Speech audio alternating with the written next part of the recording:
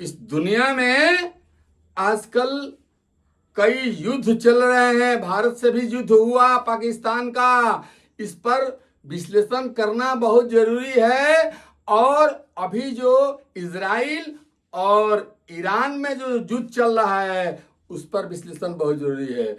और पूरे यूट्यूब पर किसी पत्रकार ने, किसी जानकार ने, किसी महर्षि वेदज्ञाता फला ठेका किसी ने इस बात को नहीं बताया होगा जो आपको बताने जा रहा हूं। दोस्तों, पहला प्रश्न चमचों, ध्यान से सुन लेना। कांग्रेस को वोट देने वाले, सपाइयों, या फिर राजद को वोट देने वाले, या फिर टीएमसी के वोट देने वाले, अरे गधों सुन लेना मेरी बात। इस पर ध्यान रखना कि मैं क्या कहने जा रहा हूं। ध्यान रखो, इस दुनिया में भारत एक हिंदू देश है, बगल में नेपाल है। इसके अलावा 57 इस्लामिक देश है, जिसमें से ईरान एक है जो शिया बहुल है, जिसका राजा शिया है। शिया और सुन्नी का झगड़ा हमेशा चलता रहता है। आप पूरा टीवी पर देखते होंगे या फिर न्यूज आपको मिलता होगा, हमेशा इस चीज को आप जानते होंगे। लेकिन एक और देश है जिस पर यह संकट आया हुआ है, जो युद्ध के मैदान में कूदा हुआ है, उधर हुथी विद्रोहियों से, गाजा से, हमास से, हिजबुल्लाह से, या फिर बहुत लोगों से जूझ रहा है, जिसका नाम है इजराइल। इजराइल में रहते कौन है? इजराइल किसका देश है? दोस्तों, इजराइल यहूदियों का देश है। यहूदी का अर्थ समझते हैं? बड़े बड़े विद्वान चाणक्य यहां इस देश में पड़े हुए हैं।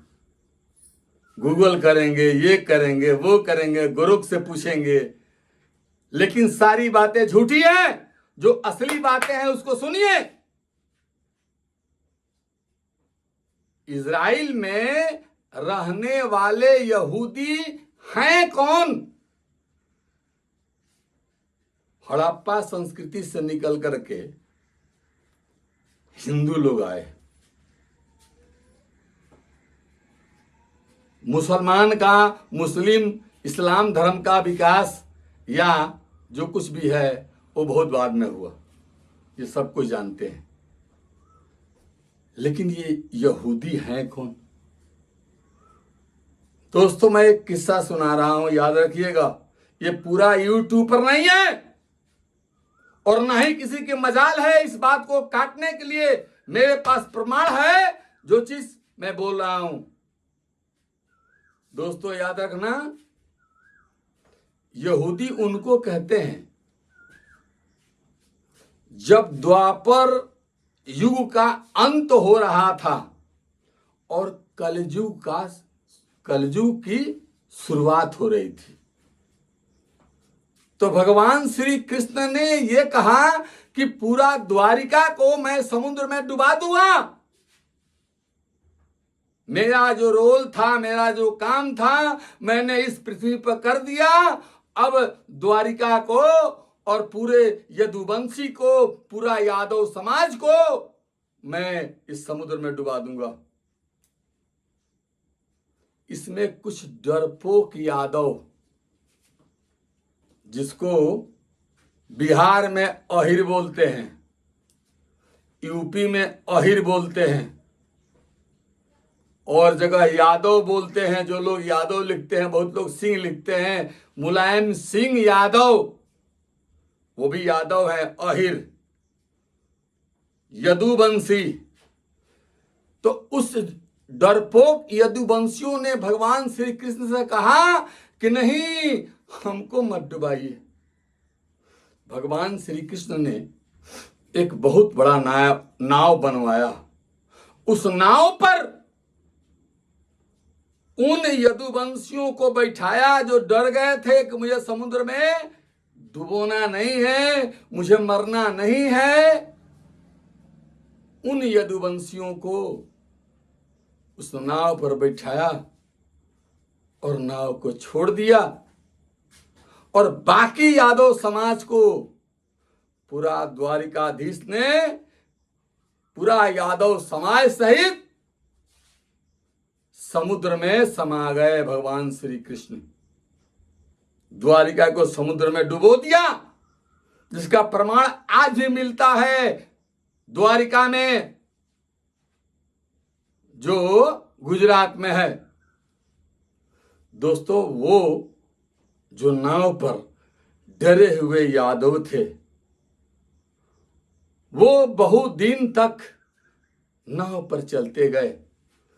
हालांकि उन्हें खाने पीने का सामान सब कुछ भगवान श्री कृष्ण ने उस पर लदवा दिया था, लेकिन धीरे धीरे धीरे धीरे सामान घटते गए,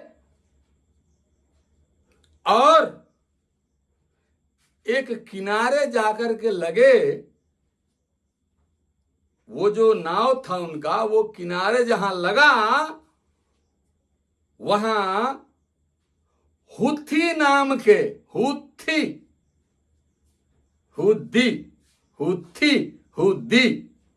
नाम के लोग उस यादवों को नाव से उतार करके उन्हें भोजन, संरक्षण या फिर हर कुछ किया। और वहां वो लोग एक अपना घर आशियाना बनाकर धीरे धीरे जीवन यापन करने लगे। वही यादव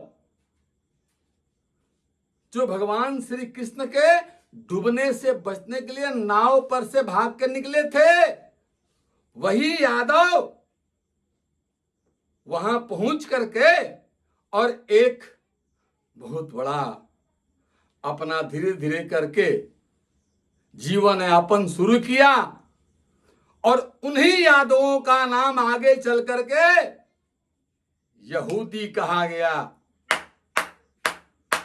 दोस्तों, यहूदी मतलब यादव होता है। आप धर्म ग्रंथ का ज्ञान करिए, किताब की पढ़ाई करिए, ग्रंथों में देखिए, उन्हीं यादवों का अगला नाम था यहूदी,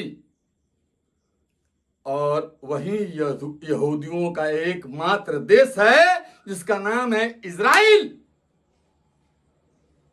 और यहां भारत में जो यादव है, जो अनपढ़ है, जिनको जानकारी नहीं है कि यहूदी भी हिंदू हुआ करते थे, यादव हुआ करते थे। अरे बेवकूफों, यहूदी मतलब यादव होता है, यहूदी ही यादव है, अपने यहां यादव कहलाते हैं, और इजराइल में उनका नाम यहूदी कहलाता है, या फिर यहूदी हो गए। इसलिए आपने सुना होगा, कभी भी हिंदू धर्म का विरोध यहूदियों ने नहीं किया, और यही कारण है। इस इतिहास को जानकर बड़े बड़े जो विद्वान हैं इस देश में,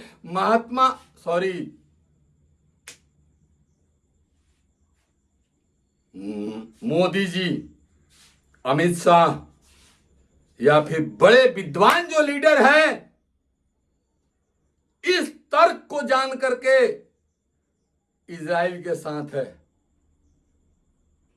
इन गधों को समझ में आएगा।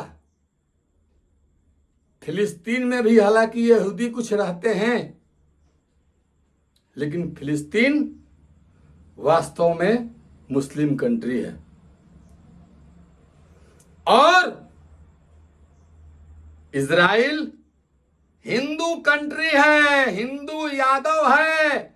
अरे तुम लोगों को शर्म आनी चाहिए, जो इजराइल का विरोध करता है, उस विरोधियों को उनको शर्म आनी चाहिए। उन हिंदुओं को शर्म आनी चाहिए जो अपने भाई का विरोध कर रहा है। तुम्हें तो इजराइल का सपोर्ट करना होगा, और इजराइल का सपोर्ट करके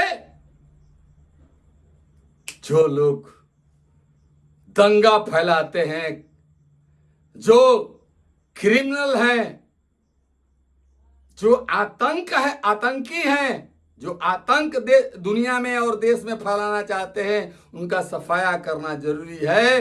यही कारण है कि भारत सरकार इजराइल के साथ है, मोदी जी इजराइल के साथ है, जो जनता है वो इजराइल के साथ है। मैं भी इजराइल के साथ हूं।